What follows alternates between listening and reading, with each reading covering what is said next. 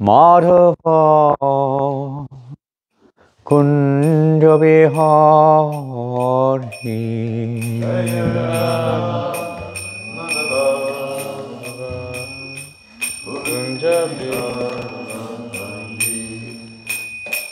Gopijana Vallabha Girivaradhari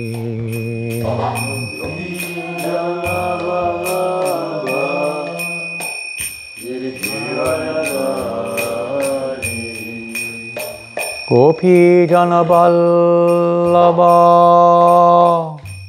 Girivaradhari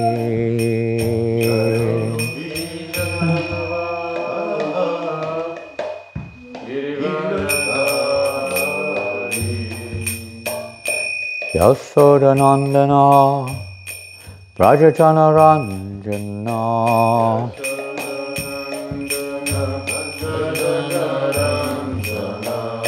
Yasodanandana Brajajana Ranjana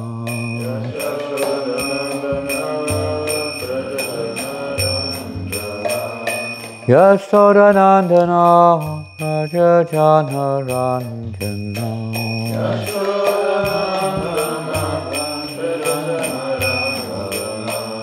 Yamuna Tira Vanachari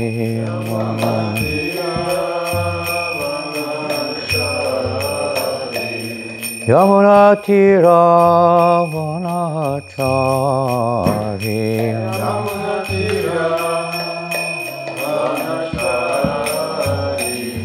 Jaya Radha Madhava Kunja Vihari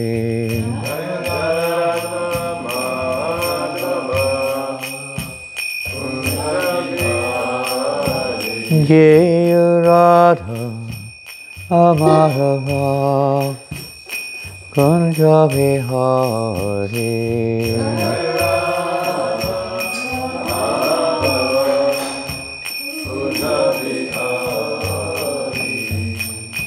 Gopijana Vallabha Girivaradhari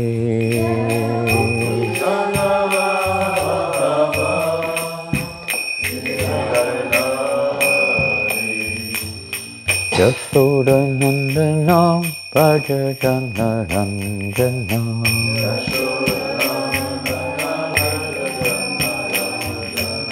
Yamuna Tira Vanachari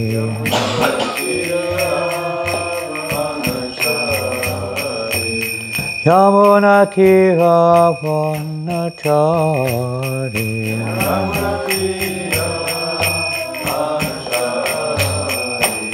Jaya Radha Madhava Kunja Vihari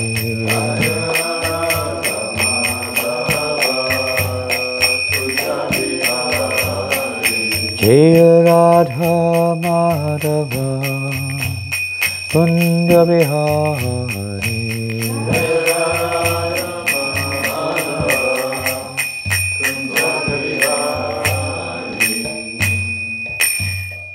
Jai Om Vishnu Pada Paramahamsa Parivrajakacarya Statata Vishwa A.C.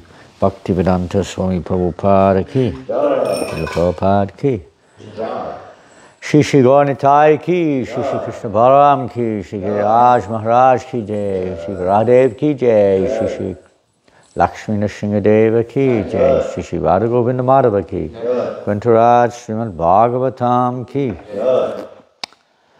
Gaura Premanandi, all glorious to the assembled devotees, all glorious to the assembled devotees, all glorious to the assembled devotees, all glorious to Sri Guru and Sri Gauranga, all glorious to Srila Prabhupada, Namo Vishnu Padaya Krishna Prastaya Bhutale, Sri Mate Bhaktivedanta Swamiti Namane, Namaste Saraswate Devi, Gauravani Pacharine, Nirvasesha Sanyavadi Pastachade Shatarine. Om Namo Bhagavate Vasudevaya. Om Namo Om Namo Bhagavate Vasudevaya. Om Namo Bhagavate Vasudevaya. Om Namo Bhagavate Vasudevaya.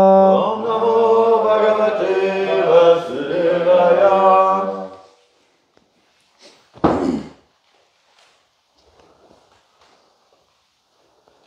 We're reading Srimad Bhagavatam, Canto 10, Chapter 2, Text 36. Is that correct on the board? 36? Yes. Na Namarupe. Na Namarupe Guna Janma Karmabir Nirupitavye Tava Tasya Sakshinaha Mano Vachobhyam Anumeya Vatmano Deva Kriyayang Patiyanti Atapi Hi Nanamarupe Guna Janma Karma Bir Nirupitavye Tavatasya Sakshina Manovachobhyam Anumeya Vatmano Deva Kriyayang Patiyanchatapihi Nanamarupe Guna Janma Karma Bir Nirupitai Tavye Tavatasya Sakshina Manovachobhyam Anumeya Vatmano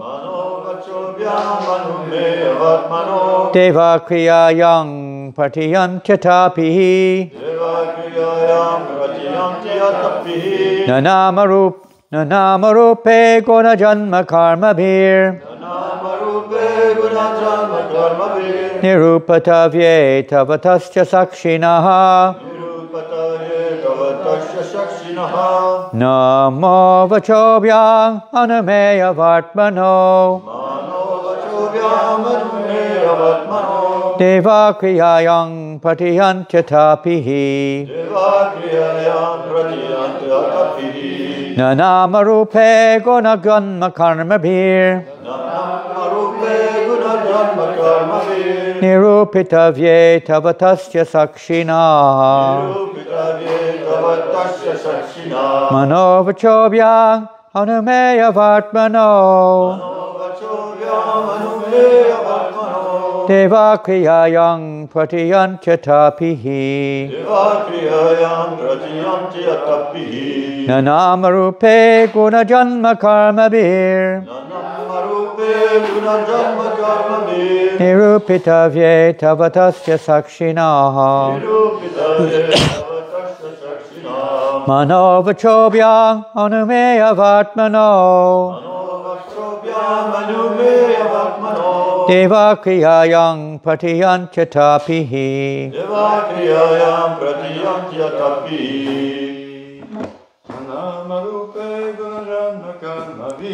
Nanamarupe Guna Janma Karma Bir Nirupitavye Tavatasya Sakshina Manovachobhyam Anumeya Vatmano Deva Kriyayang Patiyanchatapihi Nanamarupe Guna Janma Karma Bir Nanamarupe Guna Janma Karma Bir Nirupitavye Tavatasya Sakshina Nirupitavye Tavatasya Sakshina Manovachobhyam Anumeya Vatmano Deva Kriyayam Pratiyanti Atapihi Deva Kriyayang Patiyanchatapihi. Ladies. Nanamarupe Guna Janma Karma Bir Nirupatavye tavatasya sakshinaha Manovachobhya manameya vatmano Devakriyayam patiyantyatapihi Nanamarupe gunajanma karmabhir Nirupitavye tavatasya sakshina Manovachobhya manameya vatmano Devakriyayam patiyantyatapihi Na, not Namarupe, the name and form. Guna, with attributes. Janma, appearance. Karma bihi, activities or pastimes. Nirupitavye, are not able to be ascertained. Tava, your. Tasya, of him. Sakshinaha, who is the direct observer. Manaha, of the mind. Vachobhyam, words. Anumeya, hypothesis. Vartmanaha, the path. Deva, O Lord. Kriyayam, in devotional activities. Pratiyanti, they realize. Atta api, still. He, indeed. You can be realized by the devotees. Translation, purport by His Divine Loving Grace, A.C. Bhaktivedanta Swami Prabhupada. O Lord, your transcendental name and form are not ascertained by those who merely speculate on the path of imagination. Your name, form, and attributes can be ascertained only through devotional service. Purport. And it's a very, very long purport. 4 pages. I actually was understood to believe it was text 37, but never mind. It's 36. As Prabhupada writes, as stated in the Padma Purana, Atakshi Krishna Nama Dina Bhavad Grayamindrai Sevan Mukhe Hi Jivadho Svayameva Sparatyadaha. It's a very famous verse quoted numerous times by Srila Prabhupada. This is very hard for Chandini. The very hard pumpkins and a very hard chopping board, isn't it? Pardon? Well, let's see how it goes. Every now and again there's a crack. And what to do? Let's see. So Prabhupada writes this purport, and he quotes this verse as the beginning of the purport. Famous verse. One cannot understand the transcendental nature of the name, form, quality and pastimes of Sri Krishna through one's materially contaminated senses. Only when one becomes spiritually saturated by transcendental service to the Lord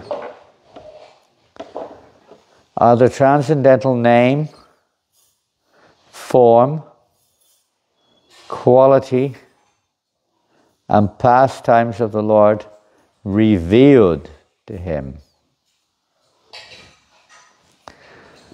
We can see here the demigods there praying to the Lord in the womb. So they're indicated here clearly in this verse. Is a very, you could say, every verse is significant, but this verse is very, very specific in ascertaining the only way, basically. They say only, the word is used here. Only way. We have Harinama, Harinama, Harinama Eva Kevalam. The only way So they're also saying here that only way is through devotional service, kriya yam, that they realize, not by other paths, speculation or karma, yoga and so on. It's only through devotional service. And it's not that the practice itself is a mechanical, just like we have a theory. That's one of the reasons it cannot be understood. The word mentioned, where is it? Anumeya, hypothesis. We have anuman. Huh? What are the three processes of realization that people endeavor? Pratyaksha means by basically material sense perception, and anuman, which is?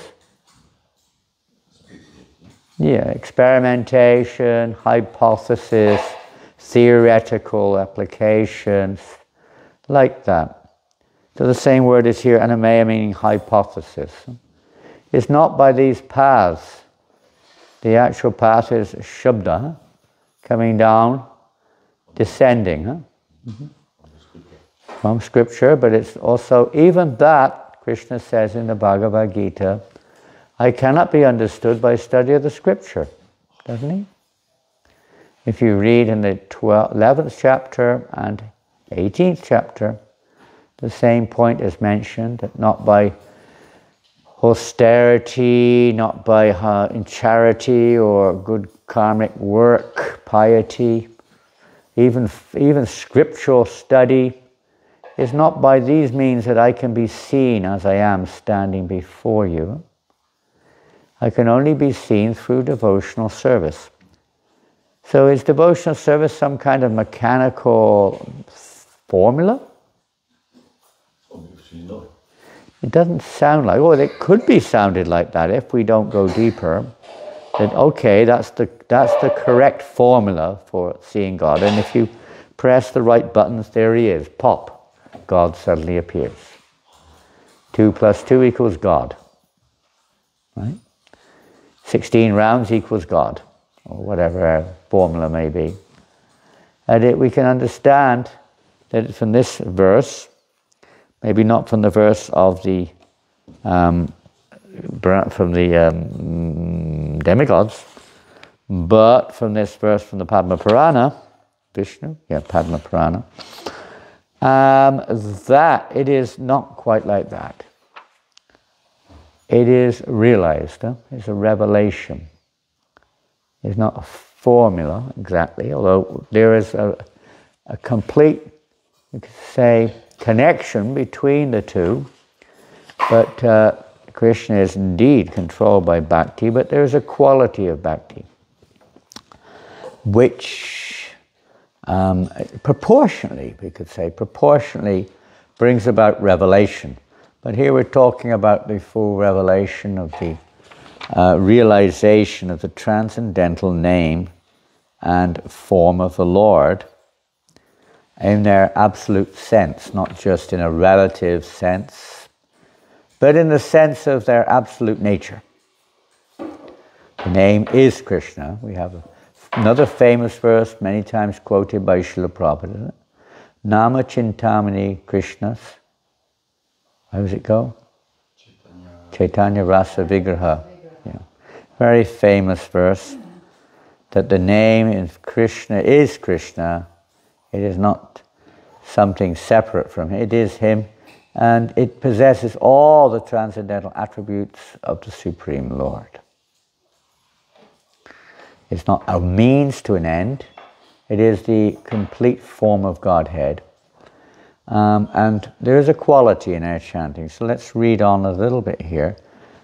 Since Krishna and his transcendental name, form and activities are all of a transcendental nature, this is explained in so many places, in Bhagavad Gita also. Ajopi sanna vyayatva prakitim samadishtaya, and so on. Ordinary persons, or those who are only slightly advanced, cannot understand them. Even big scholars who are non-devotees think that Krishna is fictitious. It means he doesn't really exist. Yet, although so-called scholars and commentators do not believe that Krishna was factually a historical person whose presence on the battlefield of Kurukshetra is recorded in the history of Mahabharata, they feel compelled to write commentaries on Bhagavad Gita and other historical records. Isn't it amazing? They don't believe he exists, but so many scholars, I don't know how many, but so many scholars all over the world, Western scholars, Asian scholars, I think even from the Middle East some scholars have commented on Bhagavad Gita. So many persons from practically all nations, but many nations, have commented on Bhagavad Gita. Well, if it's a fictitious scripture, why so much emphasis placed on it? It's the same like with God, isn't it? If God doesn't exist, why are you spending so much time on this subject matter? Especially our famous Mr. Dawkins, Richard Dawkins, absorbed in God. He's like a kind of a demon of the present age, like Kamsa was absorbed in Krishna, but in an unfavorable way. Couldn't get him out of his mind. So sometimes that other relationship prevails. There's another form of unfavorable God consciousness, you could say. So these scholars also trying to prove that Krishna doesn't exist in their commentaries.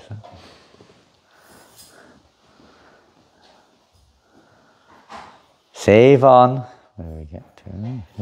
Yeah. Sevan mukhi jivado svayameva spratyadaha. Krishna's transcendental name, form, attributes and activities can be revealed only when one engages in his service in full consciousness. And Prabhupada quotes here from the Bhagavad Gita in 1855, Bhaktya mam abhijanati yavan yaschasmi tatvataha tato mam tatvato gyatva vishyate tat anantaram. Krishna says, one can understand. It's interesting, he's talking in the third party. He didn't even say here, you understand me, in this sense. One can understand the Supreme Personality of Godhead as he is only by devotional service. And when one is in full consciousness of the Supreme Lord by such devotion, he can enter into the kingdom of God. Only by Sevan Mukha, by engaging oneself in the Lord's service, can one realize the name, form, and qualities of the Supreme Personality of Godhead. Elsewhere in the Bhagavad Gita, Krishna says, Tesham satata yuktanam bhajatam priti purvakam. And what does that verse infer? This is in the 10th chapter, isn't it? One of the, said to be the seed verses of Bhagavad Gita. 4 famous verses. To those who are constantly engaged in my devotional service with love, what does Krishna say?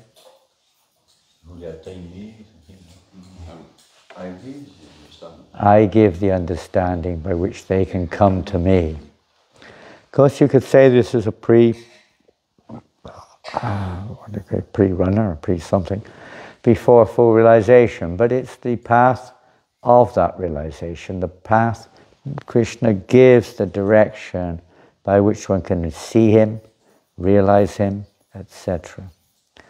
And the key, of course, is our devotion. It's not just the practice, priti purvakam, the loving devotion in one's service.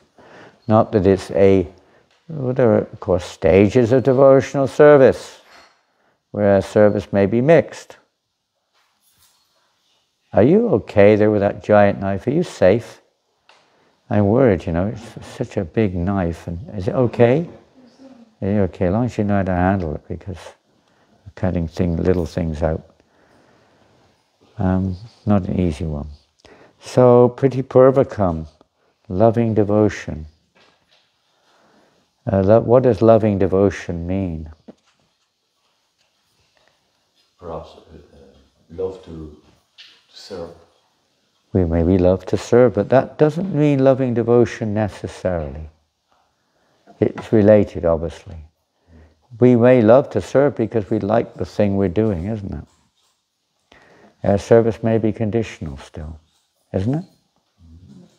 You may love to drive a car, therefore you say, I'm only going to drive a car for Krishna. Okay, it's a stage of devotion, but it's not pure. It's based on our karmic conditioning. Karma, Mishra, Bhakti.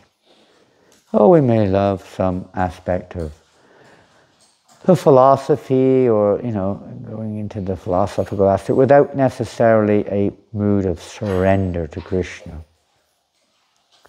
But we just love philosophizing. It's all part of, you could say, coming to that stage of surrender.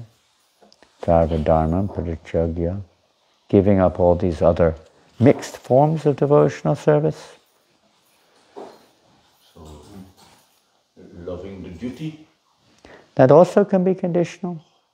It's not wrong, don't get us wrong here. It's definitely a part of progress.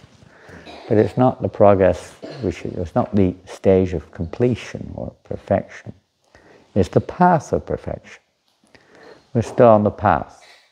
And if we follow the right direction, of course it can lead to the goal. It can lead to the goal.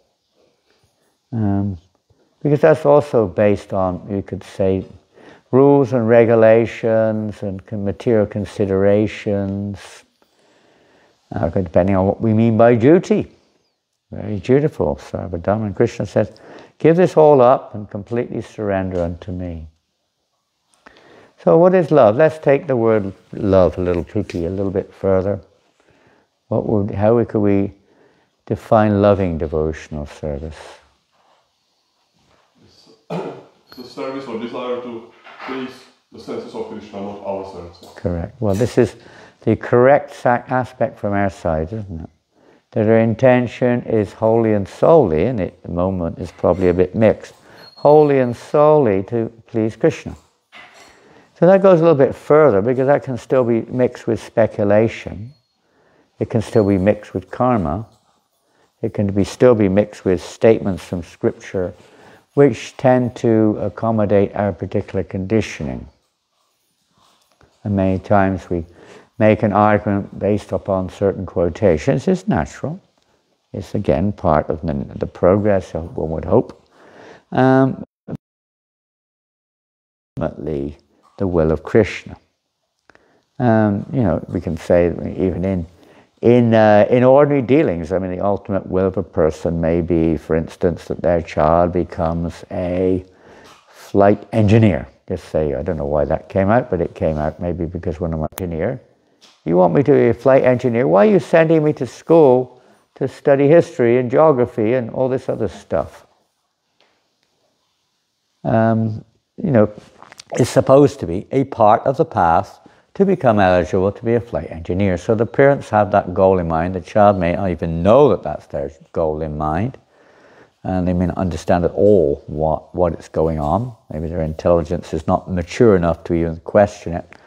But this is all supposed to be a part of the path, which is, and if let's say the guide knows the goal, then he can guide you. History. If you become a flight engineer, history is probably not a very significant topic in terms of being a flight engineer. Probably not, or a brain surgeon or something. Hold on a minute, I just got to study the history of France. You're French, are you? Before I do a brain operation. Are part of the path. They're related to the goal. But loving devotional service, in one sense, is the actual relationship with Krishna, isn't it? The actual relationship. It's not a means to evoke that relationship. Rules and regulations, duties to perform according to one's conditioning, which are favorable for the growth of devotion. Pure devotional service, which is what really attracts Krishna's attention, is very rare. It's very rare. Of course, Krishna's attention is there, but he's not exactly revealing himself in this way. He's revealing himself in different ways, you could say. Maybe through some form of release, deeper and deeper. We may see it in the presence of others. We may even feel some deep attraction for the deity form of the Lord. But in all cases, or even chanting the holy name, there's a degree of conditioning involved. There's a degree of my own, agenda involved there a little bit. How I see it, how I interpret it, and how I like it, and so on and so forth. There's a degree there. It's not complete. Pure love means there is no. We hear many examples there. Scriptures and acharyas give us of the pure devotion. A nice example, and a very simple one. And it's not very expanded, but a nice simple example is the one of the gopis, who of course are heralded as the topmost of all of Krishna's loving devotees. But Prabhupada often quotes the story of when Narada Muni was sent by Krishna to, visit his various devotees and ascertain their level of devotion. So the Lord asked him to visit his various devotees and tell them that he had a headache. So we all know what a headache's like. And Krishna said, everything originates in Krishna, so I guess he must also have a headache. Is that right? You're a doctor? If you want blissful. Huh? Blissful. A blissful headache. That's a nice headache, a blissful headache. But still, it must have its origin in Krishna somewhere along the line. He has a big headache when he can't union with Radharani. Huh? It's a big headache. That's like the greatest headache that exists. You cannot imagine what nature that headache constitutes. What a headache when he can't have a union with Radharani. It's a maha headache. Anyway, he had a big headache. So he told Narada Muni, the only cure for my headache is the dust of my devotees' feet. So please go down and visit the devotees and beg them for this dust. It's the only cure of my headache. So Narada Muni was thinking, well, this is very strange, but my Lord, yes, I will do what you say. So he went down and he visited the Yadavas and the Pandavas and this devotees and that devotees, even the residents of Braj. No one would give the dust to them. How can we do that? This is very offensive. But dust of my feet on Krishna's head. This is terrible. This is like maha papa, maha sin. You go to hell for that. And one by one, eventually, there was only the gopis left. He hadn't asked them yet. So then he went to the gopis. And when the gopis heard that Krishna had a headache, they were completely devastated. And they said, oh, what can be done? He said, well, Krishna said the only cure is the dust of your feet. Quick, take it quickly. They were practically knives scraping the dust off their feet. Take it quickly, hurry, hurry, go quickly. Oh, you simple girls, you don't know anything about spiritual truths or scriptural injunctions. You're just simple coward girls, madly in love with this boy. Don't you know what's the result of this? What do we care about the result? You'll go to hell. Who cares if we go to hell? All that matters is Krishna. Take it now, quickly. So Narada could understand how absolute their love is. It has no inclination of how it will affect me, how I feel. I don't like, what will happen to me. In a conditional stage, this is often the case, which is the predominant deciding factor in many ways. Predominant. It just takes time. Vaidhi sadhana bhakti. Gradually purifying our senses. The nature of bhakti, or not bhakti itself, but in its preliminary stage of Vaidhi, is that this practice gradually, shushushroshadadanasya vasudeva gadharuchi, gradually purifies our hearts when we serve a devotee who's freed of all vice. Great service is done. Now the secret here is that service, in of itself, we may have an attraction for the service, and that's fine. There are 9 limbs of devotional service. But it's meant to develop an attraction for hearing about Krishna. The attraction to hear about Krishna. That we become absorbed in hearing about Krishna. Wouldn't that be nice? Right now, there's plenty of material topics to get absorbed in. All the time there are. On a local level, on an internal, the worst is the internal level, isn't it?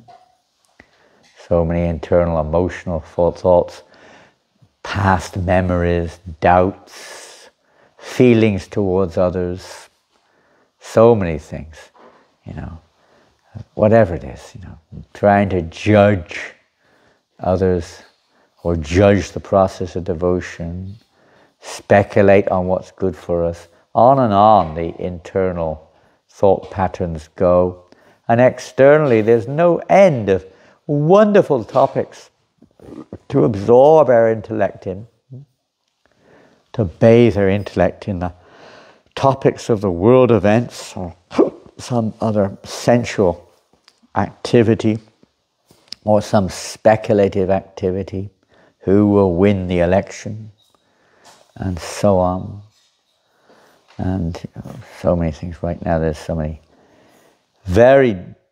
whatever the causes are, that's a topic in itself, but events going on. As Yudhishthira Maharaj, when he was asked by the Yaksha, who was none other than Dharmaraj, his own father, who was testing him, it's a long story, isn't it? The Lake of Death, it's called. Testing him to see if he really knew what Dharma was. And one of the questions he asked was, what is the news of the world? Now, if you ask somebody now, what is the news of the world, they won't stop talking properly for days, practically speaking. There's just so much going on. It's like extreme things. It's quite intense. So you can go on and on and on. He said, Yudhishthira Maharaj didn't say, there's a war going on over there, and starvation over there, and there's a flood over there, and an earthquake over there, and a political turmoil over there, and a riot going on over there, and there's a economic collapse going on over there, etc., etc., etc. And millions of people are dying of this thing and that thing. He didn't say any of that. He said, news of the world? You know what he said? He said, the news of the world is this world is like a big pot. Like a big pot. He used the word cauldron. You know what a cauldron is? Witches use them, don't they, to make their witches brew. Stir all the nice things up inside. I can't remember one by one. He said, this world is like a big pot. And, the sun is like the fire underneath it, and days and nights are, I don't know exactly, you can't remember exact one-to-one. I like the stirring of the pot, and one thing, this is the stirring instrument, and there's all sorts of things, the years and then he comes to the final one. He says, and the ingredients of the pot are all the living entities, and time is cooking them alive in the pot. That's the only news of this world. There is no other news. You're getting cooked alive by time. And you're laughing. So what's for lunch today? Who's cooking today? Pardon? Some living entities for sure. Some living entities for sure. Poor old pumpkins. The poor old pumpkins. I hope they're not too old, otherwise they won't be very tasty. But of course it's a rather graphic example, and looking at on different levels, but that was more or less his answer to the Yaksha's query. What is the real news? That we're all under the control of time, suffering birth and death over and over and over and over again. Whether it's in this body or that body, a vegetable, a bird, a beast, a human, Everyone's going through the same basic circle within this pot. We're all inside the pot, stirring it up. And it's interesting, we're using the term witch's cauldron, because, what do witches do? Sometimes Maya is equated to a witch, isn't she? The witch of Maya. Jeev jago, Gora chanda bole, Kota nida jayo Maya, Pishachira kole, Pishachira. That Maya is likened to a witch. Is she a witch? Probably. Wait. If it's right on that. It's Krishna's divine energy, Daiviyesha Gunamaya. She's the divine energy of the Lord. So why is she likened to a witch? What are witches meant to do? Illusion? They still have witches in France? We hear about it. We heard how the Sankirtan devotees last year sold a Bhagavatam set to a witch in Lyon. Famous story. She was practicing witch, apparently. Very. Pardon? Very region here. They bury them here? It's very well known for witches. My goodness. This area here, right here. Oh my goodness. What do they do then? What witches? It's all over the world, I think, that there are incidences, historically especially, of witches. Pretty much everywhere. What are they supposed to do? To enchant people. Illusion people, to enchant them, of course. Enchant them, bewilder them, give trouble. Pardon? They put spells. Spells. They put spells. The word spell, it's kind of a, what do you call, how would you could define a spell? Like a... C'est quoi, c'est un boon, l'inverse de boon. You define a spell on person. Kind of know what it means, but what is the graphic meaning?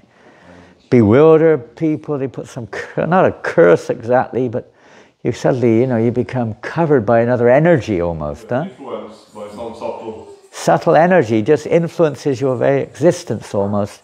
You're under a spell. They take their witch's wand and maybe they dip it in the pot or something, and away it goes. I don't know how they do it. So this area here is famous for it, apparently, in history. So doesn't Maya act a little bit like that? You forget who you are and you act in weird ways. What we think we're doing now, we think we're acting in normal ways, right? Isn't it amazing? Yes. And Maya's so expert, 100% expert. And she's completely, Krishna's expansion of her internal energy, which creates exactly what is meant to happen. To cover the living entities, and we identify just like somebody who's under a witch's spell starts maybe thinking completely differently. There's nothing you can do about it practically. I mean, you can counter it by other methods, similar methods, but in and of itself there's nothing. So we're completely under the spell of Maya. Completely. She's so expert. She acts just like a witch, covering our consciousness and causing us to identify ourselves with this material body and mind and all the consequent concepts and attachments and perceptions that come thereon. And you could say we even protract or place those on the path of devotion in the beginning stages. And we judge others, and we judge ourselves, and we judge the philosophy, and we judge this, and that's quite nothing unusual about that. But that isn't the stage of realization. It may be, it may not be, depends how much we're following the proper formula to cure us of this perception or this false understanding, this covered understanding. So devotional service is the process of, as this verse says, of cleansing the heart, purifying our senses of the various conditional ways that we see things or react to various situations, etc., due to our imperfect senses, or not say imperfect senses are always there, but our imperfect perception, or our attachments to the imperfect sensual perception, both the mind and the senses, or our imperfect intellectual analysis, etc. all based on this false ego of seeing ourselves in the center as the enjoyer, as the proprietor, as the not so much the well-wisher of others, but more we could say of, self-centeredness, whole self-centered mentality, seeing the world in relationship to us, and if things go according to our conditioning, we're happy, and if they don't, we're sad. If they don't go the way we want, we run away, or we put up some defense system to justify our situation, or attack the other person or party or situation. This is the nature of conditional souls. And thus we see wars and all kinds of other friction in the mind, in the world around us, between ourselves, even our close friends, etc., between us and God. This friction is there, which can only be cured by the process of devotional service. It's just like a doctor. Swami Prabhupada has a lifetime almost of experience. You're giving medicine. The medicine is not the ultimate goal, but it's the means to reach the goal, that the patient becomes healthy, right? It's not the hope that they take medicine forever. They may have to, not ever, but at least in this lifetime. But you hope they don't, right? You hope they get cured. That's the idea. And if they take the medicine properly, there's a good chance they will. It's a good chance they will. So that the pure devotees, they give the medicine. Shastra gives the medicine. After me, Krishna gives the medicine. And if we take the medicine according to the formula, according to the directions, and also, there's another side to it too. Let's say, now I don't think necessarily that everyone would see it the same way, but Srila Prabhupada would said, he writes, that diabetes is a disease of overeating. So if you give a cure, if there is one, and the person continues to eat like an elephant, especially things you're not supposed to eat, there's not much chance, even if there is a medicine, that he's going to get cured. It's like an elephant bathing in the water and then rolling in the dirt again. There's also a lifestyle that goes along with it, isn't there? A lifestyle, which is mainly based upon association. Mainly. Different types of association. I was just listening this morning to a lecture, Prabhupada. They're saying if we want to cultivate bhakti, we must associate with devotees. You can't do it outside the association of devotees. At least it isn't. He said you can easily fall away. One becomes easily one easily lapses in one's practices. Easily. Even in the temple, if we're all experiencing it, and we've all experienced it, there's a tendency to become lazy. The mode of ignorance is quite prominent mode of nature, isn't it? Because it's better than to be active fool. To be an inactive fool is better than being an active fool, Prabhupada said. So better sleep than cause trouble. Sometimes, we get angry and blah, blah, boom, boom, boom. Passion gets the better of us. Sometimes that happens. But in the association of devotees, we may say, I'll go away, I don't have to worry. But then the root problem remains. It doesn't go away, it's just the mode of ignorance covers it. And we're not aware of our problems. Or we're trying to hide them behind some other thing. But in association of devotees, we should be here eager to have this, brought out. Like if you've got a disease condition, you've got a rotten teeth. I'm sure everyone here has had a rotten tooth sometime in their life. Is there anyone here who's had a rotten tooth? Pretty much. I haven't got any teeth left to have rotten anymore, so don't think I have to worry much anymore. But we've all gone. Almost everyone's had a rotten tooth. Now, what do you do? Well, the best thing is to get the rotten tooth out, right? It's gone too far. You can't repair it. Get it out. And you're happy when it's not very nice. The process of getting it out is not very nice, you could say. But it's got to be gotten out. Otherwise it will infect all the other teeth maybe. Your whole mouth may go rotten. And it will cause no end of pain. You can't even eat with pleasure anymore. You've got to get it out. So like that, these are, yes, we define it in different ways, but just an example, that these anarthas, we call anarthas, unwanted or blockages in our spiritual growth.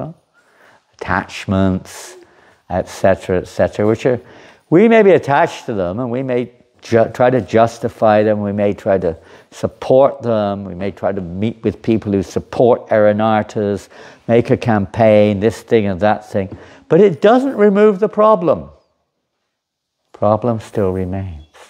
It may sound good. It may make us feel good for a little while. You know, you put some tincture on your rotten tooth, and you may feel okay for a little while, but the tooth's still rotten. You may take a painkiller, but his tooth is still rotten. Ultimately, the tooth has to be dealt with. If it's too bad, you have to remove it. So these anarthas which coat our perception and our very life itself, for various reasons, we're still covered by, you could say, Maya. And we still have an attraction for her.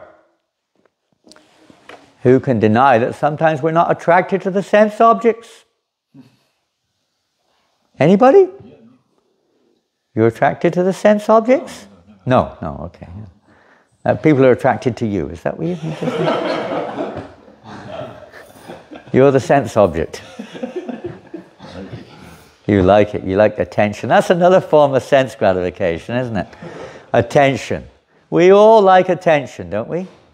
Whether we're a pussycat or whatever we are, we all like attention.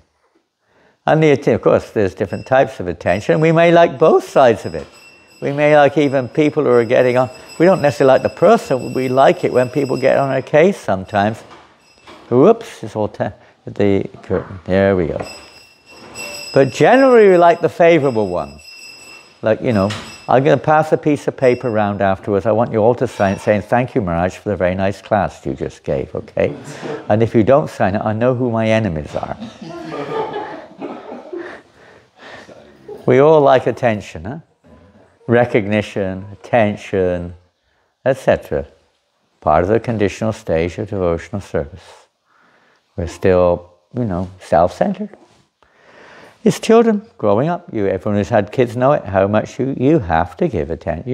You have to have a balance there. You have to know where the line's drawn. Not 100%, but there has to be attention. There has to be encouragement in this way in the neophyte stage of devotional. So, well done, Prabhu. Well done. That was really nice service. Fantastic. Thank you, Prabhu. I never saw that before. Huh? No one ever said that to you, yeah? I never saw that before. Never Such saw a high it. level of service. Wow.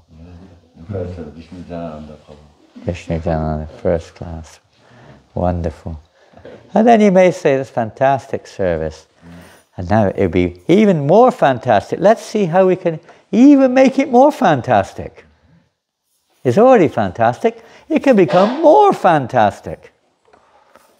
That doesn't mean you're going to get more and more praise necessarily, but how our service can become more and more loving towards Krishna, more and more pleasing towards Krishna.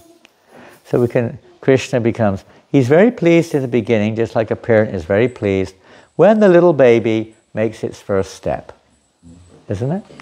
Lochan Gandharvaka, I'm sure you felt like that when Sangeeta made her first step, didn't you? Wasn't it like me? Even Prabhupada, you saw him in a Butler, clapping his hands when the little boy made his first step. Huh?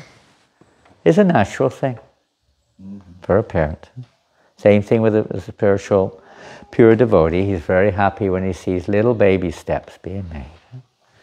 My goodness, can you imagine? Someone chanted Hare Krishna. That's like a big step, isn't it? It doesn't sound very much, but it is a big step from, nothing to the beginning of devotional service.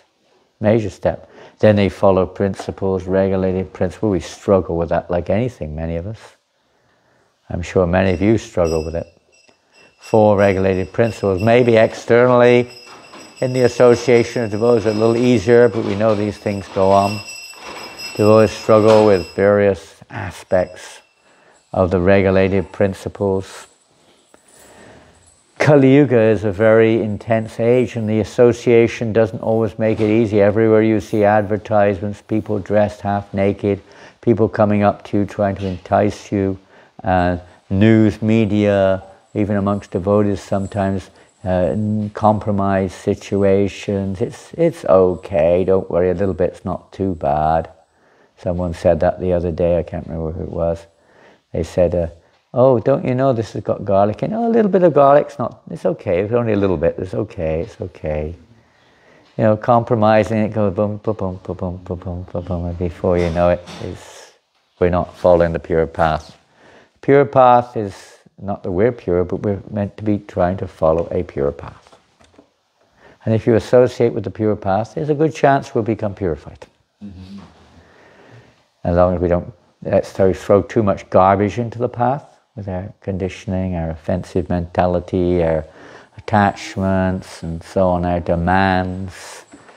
That will be there, and hopefully we'll learn our lessons step by step.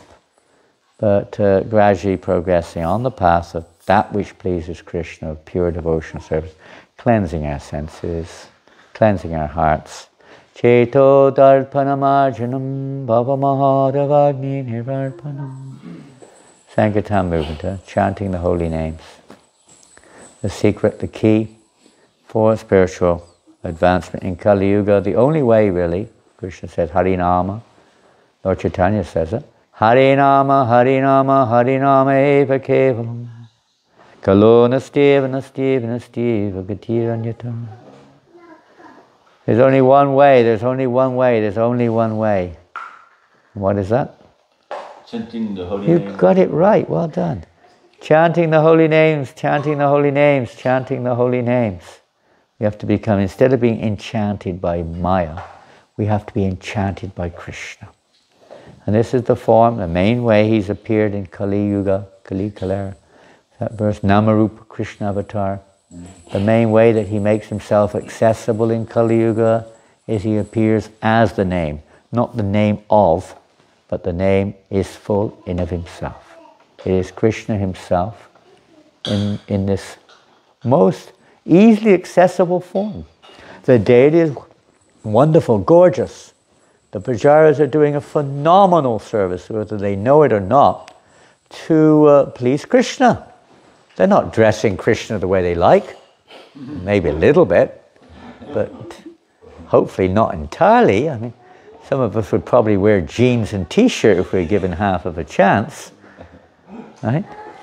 And we may have other habits too, which we might like to, offer to Krishna.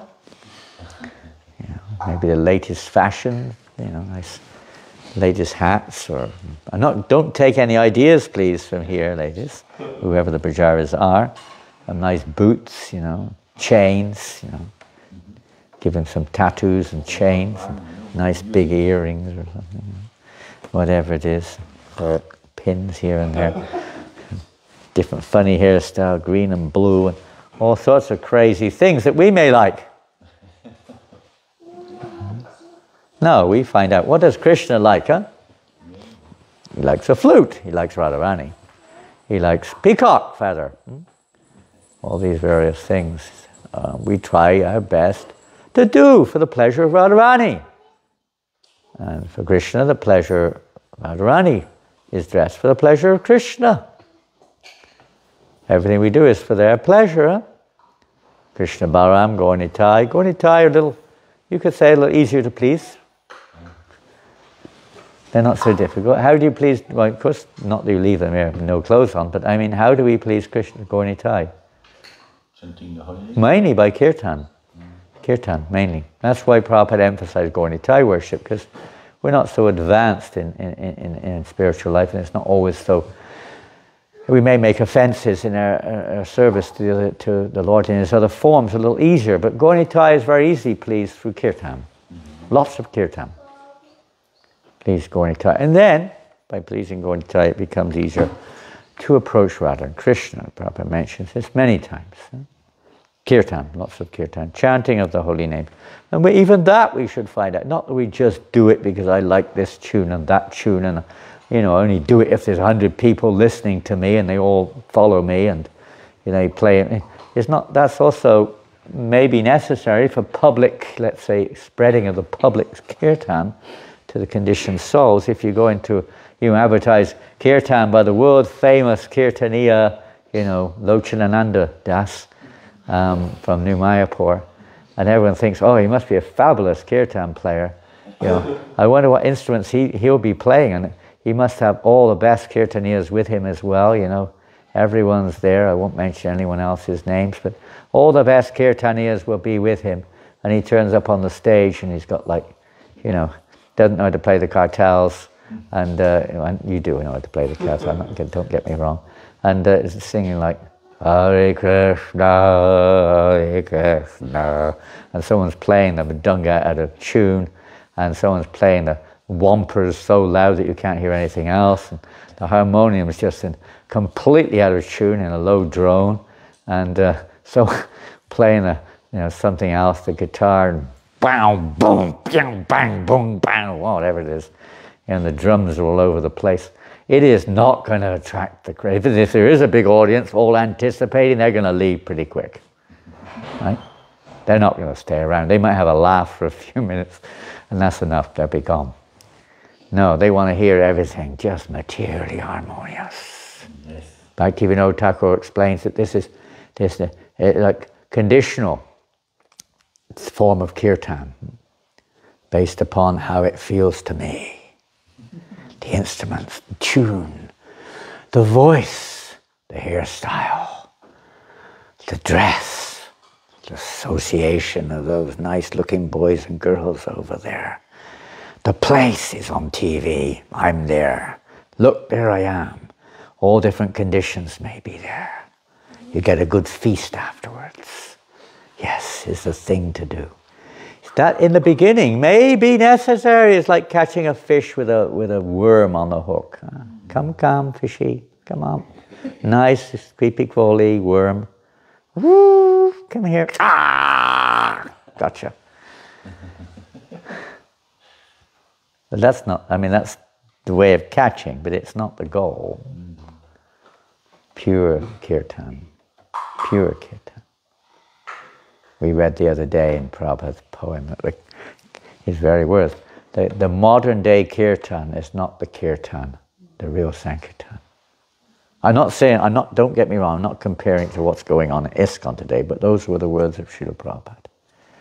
It's the consciousness. Kirtan means pure, for Krishna's pleasure, not just because I like it. That will be there in the beginning.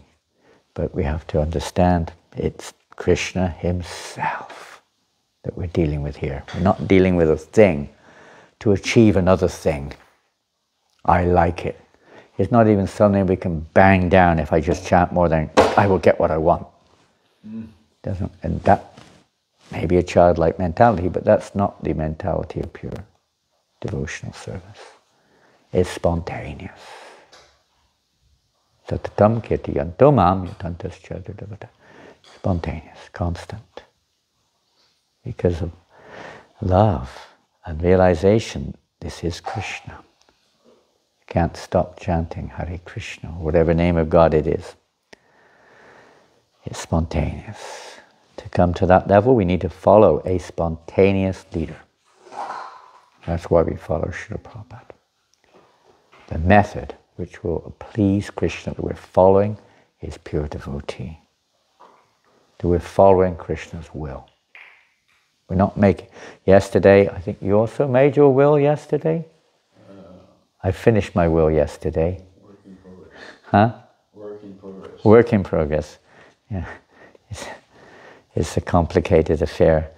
Will. So then, when you make a will, you're supposed to follow the will. Is that right? Is that how it works? In due course of time. So Krishna has given us his will. Will in French, what is it called? Testament. Testament. Yeah. So when, of course, we're never going to leave our body. We all know that. But just in case the unexpected should happen, it does happen sometimes. I've heard. I heard. You heard about that? You've ever heard about that? You must have. More or less. More or less, yeah. More than less, I think. More than less. Whatever. It's not an absolute rule you have to, but it's something which is recommended, especially for devotees like Gopaswami and Prabhu and myself. Everybody knows we've got billions of euros in our bank accounts and properties all over the place, not only in New Mayapur. We've got properties all over the world. We're just more expert than others at covering it over, right? That's why he's having so much problem with his will. Now I understand it. Yeah. But you're supposed to follow the will. When we quit our body, the people are supposed to follow it if it's a proper will. So Krishna's left his will, Bhagavad Gita, will of God. And in the form of his pampara, he's left his will. In the form of the process he's given us is his will. We follow the will, you inherit the kingdom of God. Isn't that what it said? Isn't that statement there in the Bhagavatam? With no doubt. With no doubt. With no doubt. There we go. Doubts have to be removed. Slash with the weapon of knowledge. You inherit the kingdom of God. And it's automatic. That would be, you could say it's judged eventually. It's yours. And when we follow the will, you get the result. Now this is the promise of Krishna.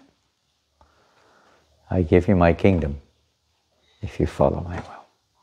Very simple. Srila Prabhupada Ki Jai. We've only got 1/4 of the way through the purport. One can understand the Supreme Personality of Godhead as He is only by devotional service, and when one is in full consciousness of the Supreme Lord by such devotion, he can enter into the kingdom of God.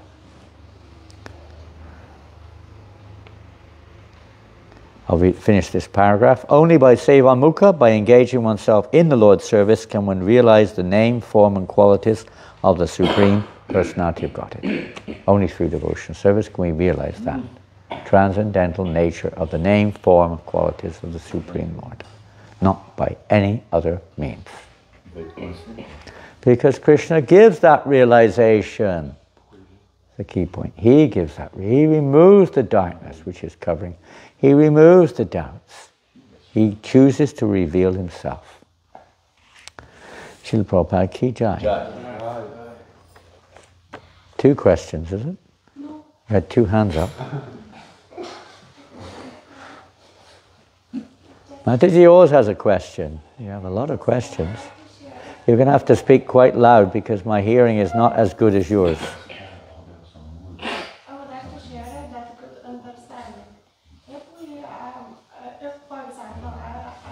Everyone quiet, please. I can't hear a word. If, for example, I am there and family members believes in God, believes father, for example, believe in God, mother doesn't believe in God. Your family members believe in God. Yes. And how I can to know if I come back to the God? If you come back where? To the Godhead, spiritual. To Godhead. God. Yeah. Just family members doesn't come back. So how I can to know if I need to wait until they come back? Because You have to wait till they come back. yeah. You can wait in the spiritual world also. You don't have to wait here. Oh, so they, yes? No, if you are practicing pure devotional service in whatever stage it's on, yasya haredasye, manasakamanam, gira, that if you're situated on that path of pure devotion, although we may not be yet pure in consciousness, we're on that path, then you bring good fortune to everyone around you. You bring good fortune, or let's say good fortune comes to all those around you. We don't do, we're just what we are. But good fortune comes to your family. It may take some time, depending on how pure we are, and it may take some time, but it's a guaranteed fact according to Shastra that in due course of time, of course that is kind of an open-ended statement, you could say it might be billion lifetimes, but no, your parents can even be delivered in this lifetime if you become a pure devotee of the Lord. By your devotional pleasing Krishna in that way, is up to Krishna. It's not, you can't like measure this one does and that one doesn't necessarily, but it's understood that generations, not even one, of family members will be delivered. Now how they're delivered and what stage they're delivered is another thing. This word liberation is often used in so many different ways. Yesterday we were reading Liberation Meaning. Basically, Prabhupada was talking about it. He said, yes, just by one chanting of Namabas, quoting Haridas Thakur, one could be liberated. So we think, oh, going to the Brahman or going back to Goloka, what does it mean? But no, Prabhupada explained it means you are completely freed of all your sinful reactions. Pop. But the problem is, you still have the tendency for sinful life, and you go back into it again. Without the proper, association, without the proper knowledge, the tendency is to go back into it again. Even though you become cleansed, it's like a prisoner has fulfilled their term in jail. They were sentenced to 2 years in jail for stealing something or whatever. They come out and do the same thing again. They're free, they're liberated, right? But they come out and do the same, then they go back in again. Takes time. But without knowledge, without some kind of understanding, they tendency to do this again and again and again. So in this particular case, your parents, if you go back to Godhead, what happens to them? Well, we see in the case of Dhruva Maharaj, of course this is extremely, you could say, elevated example. When he was going back to Godhead, what happened? His mother went with him. Why? Because he was concerned, he was asking. He wouldn't go back to Godhead without his mother. Why? Because she was the one who showed him the path. She was a Vatma Pradarshaka Guru of Dhruva Maharaj. She first of all pointed him in a direction which resulted in his practicing sadhana bhakti and coming to the realized platform through that practice. So he treated her like that. You know what Prabhupada writes in that purport? To that verse. He writes, I hope that some of my devotees will also become as advanced as Dhruva Maharaj and will take me back to Godhead also. Inconceivable, isn't it? But that's how he feels. That's how a devotee feels. They feel compassion. Now, at our stage, we can't understand this, but a devotee feels compassion for all living entities, even those who appear to be so demoniac from our particular perception. So much compassion there. Do you think Krishna is going to say, I don't care about what your feelings are? I want to enjoy you, but I don't. The devotee is an ocean of compassion. He wants all living. And just look at Vasudev Dutta's example. He's just a personification of compassion. He doesn't care if he suffers for eternity, as long as everyone else goes back to Godhead and brings pleasure to Krishna. Going back to Godhead, by the way, it's not like getting on a Flixbus or whatever it is. State of consciousness is also a real realization. Of course it is. State of consciousness, even in this world. It's not some geographical locale.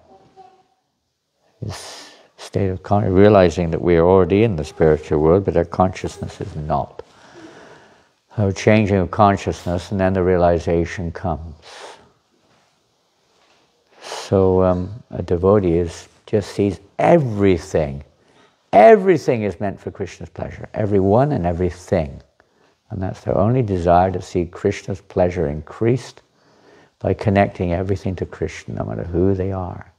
And Krishna reciprocates, just like in Prabhupada's poem we were reading the other day, how, I can't remember word for word how Prabhupada was saying how in this Srimad Bhagavatam, understanding Srimad Bhagavatam is the solution. But unfortunately people are so covered they don't have the understanding or even the interest. So my desire, Prabhupada writes, as you please give them the understanding of this Srimad Bhagavatam. That's the desire of the pure devotee. He wants that. There's almost like a battle going on between the conditioned soul who doesn't want to and the pure devotee who does. And, it takes some time there. But the Lord has to fulfill his pure devotee's desire in due course of time. How it evolves is another thing, but it will. So if you become a pure devotee, right now we have a sentiment, we don't have the pure, unalloyed motivation. But when you come to the platform of pure devotion, everything is possible. Everything. And that will become clear when it becomes clear. You can't speculate on these details now. Srila Prabhupada ki jai. Gaur Premanandi. Such a beautiful purport coming out. I wanted to speak on 37. I couldn't sleep last night much.